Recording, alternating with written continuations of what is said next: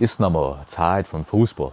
Zeit von uns mit zusammen hinhucken, mit zusammen Tee trinken, mit zusammen Bier trinken, ein tun was, aber vor mit zusammen torceren für einen Titel, für den Brasil.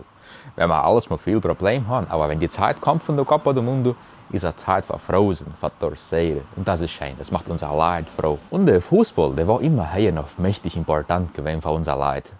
Ein tun wo, eine große Stadt oder auf der Kolonie, ist von der Kolonie wahrscheinlich wie die meisten von euch auch.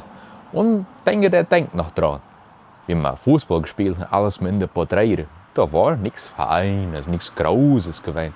Die Fußball, die können sich heute gar nicht richtig überlegen. War gemacht mit viel Lumpen zusammengebunden, bis man einen Ball hat. Und da hat man gespielt. Das Porträt war nicht richtig gewesen. Das Porträt war ein bisschen umgelegt. Wenn du richtig schützen musst du noch schützen, als die Kugel richtig geflogen ist. Alles ist mir dann noch gefallen. Der Kuhscheiß ist in die Kiewixam langs die Ohren geflogen. Und der Goleiro war gemacht mit alles ein paar Schlappen. Oder wenn man ein bisschen mehr Zeit hat, hat man ein paar Stangen hingestellt. Samstags und überhaupt Sonntags haben die Jungen sich versammelt.